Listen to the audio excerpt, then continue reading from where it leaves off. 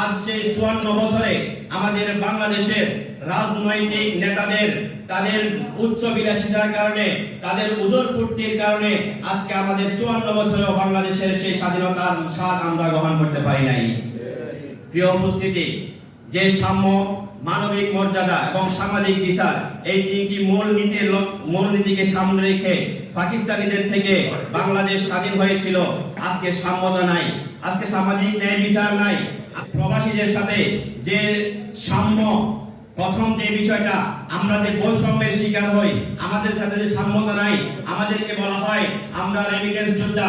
আমাদের মাধ্যমে বাংলাদেশের অর্থনৈতিক যে চাকা, সেই চাকা ঘুরে আর আজকে আমাদের সেই দেশ স্বাধীন হওয়ার পর থেকে অদ্যাবধি পর্যন্ত আজকে আমরা প্রবাসীরা বিদেশ আসা থেকে শুরু করে প্রতিটি পদে পদে প্রবাসীদেরকে ভোগান্তির শিকার হতে হয়। ঠিক কিনা বন্ধুগণ?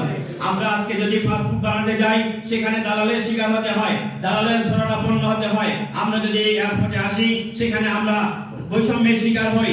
দেশের অর্থনীতিকে আমরা চাঙ্গা করে, দেশের অর্থনীতিকে সচল করে আমাদের ঘামে আমাদের দেশ অর্থনৈতিকভাবে স্বাবলম্বী হয়, সেই প্রবাসীদের সাথে আজও পর্যন্ত বাংলাদেশের এয়ারপোর্টগুলোতে বৈষম্য করা হয়। আজও পর্যন্ত বাংলাদেশের প্রবাসীদের সাথে অন্যায় করা হয়।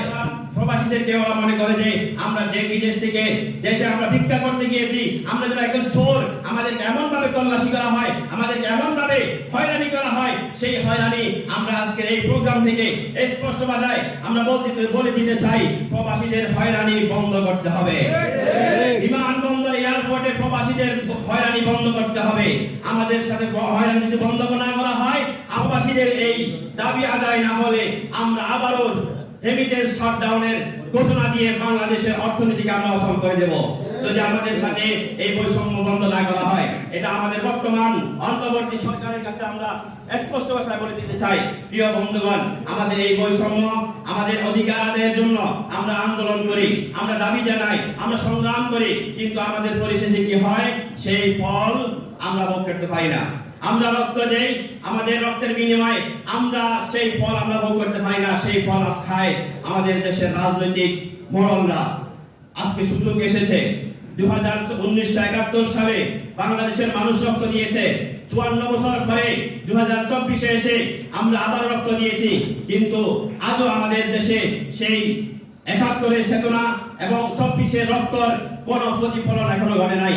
অতএব আগামী নির্বাচনে আমাদের হাতে সুযোগ এসেছে। আমরা পুরাতন রাজনৈতিক বন্দোবস্তকে আমরা খতম করতে চাই। ঠিক কিনা বন্ধুগণ? পুরাতন রাজনৈতিক বন্দোবস্ত, সরকার পরিচালনা আমরা বন্ধ করে দিতে চাই। আমরা চাই নতুন বন্দোবস্ত। আমরা চাই আমাদের দেশের মানুষ স্বাধীনভাবে বুক ফুলিয়ে নিজেদের অধিকার আদায়ের জন্য কোথাও কারো পা ধরতে হবে না, কোথাও কারো শরণাপন্ন হতে হবে না। আমি আমার রাষ্ট্রীয় নাগরিক হিসেবে আমার যে অধিকার, সেই অধিকার সরকারের পক্ষ থেকে অটোমেটিকলি আমার কাছে আসবে। এই সমাজ আমরা প্রতিষ্ঠা করতে চাই। ঠিক কিনা বন্ধুগণ? এই সমাজ প্রতিষ্ঠা করার জন্য, এই বন্দোবস্ত প্রতিষ্ঠা করার জন্য আমাদের হাতে বাংলাদেশে একটি পদ্ধতি, সেটা হচ্ছে নির্বাচন। আগামী 12 ফেব্রুয়ারিতে যে বাংলাদেশের 17 বছর পরে যে নির্বাচন আসতেছে, সেই নির্বাচনের মাধ্যমে আমরা যেভাবে ফ্যাসিস্টদেরকে বাংলাদেশ থেকে 24-এর আন্দোলনের মাধ্যমে ভারতে বিতাড়িত করেছি, ইনশাআল্লাহ ফেব্রুয়ারি নির্বাচনে নব্য ফ্যাসিস্টদেরকে, দুর্নীতিবাজদেরকে, অতীতে যারা দেশের সম্পদ লুণ্ঠন করেছে, তারা আবার কোন লজ্জায় আজকে আমাদের বাংলাদেশের মানুষের কাছে ভোট ভিক্ষা করতে যায়। যারা যখন ভোট ভিক্ষা করতে যাবে, তাদেরকে আমরা জুতা পেয়া করে বাংলাদেশ থেকে বিতাড়িত করব ইনশাআল্লাহ। আমরা বর্তমান যারা ফ্যাসিস্ট কায়দায় আবার ক্ষমতায় আসতে চাই, সেই পুরনো শকুনদেরকে আমরা হুঁশিয়ার করে বলতে চাই, আমরা আর কোন দুর্নীতিবাজকে রাষ্ট্রীয় ক্ষমতায় দেখতে চাই না। আমরা আর কোন চোরকে রাষ্ট্রীয় ক্ষমতায় নিতে চাই না। আগামী নির্বাচনে পীর সাহেব চরমনাই যে এক বক্স নীতির ঘোষণা করেছেন, আমরা আগামী নির্বাচনে ইসলাম, দেশ, মানবতার পক্ষে যে 8 দলের সমতা ভিত্তিতে নির্বাচনে প্রার্থী হবে, আমরা তাদেরকে ভোট দিয়ে নিজেদের ভোট দেব। আমাদের আত্মীয় স্বজন, ভাই বন্ধু সবার ভোট আমরা কালেকশন করে ইসলাম এবং দেশ মানবতার পক্ষে আমরা এই ভোট যুদ্ধে অবতীর্ণ হয়ে দেশ থেকে জুলুম নির্যাতনকে আমরা চিরদিনের জন্য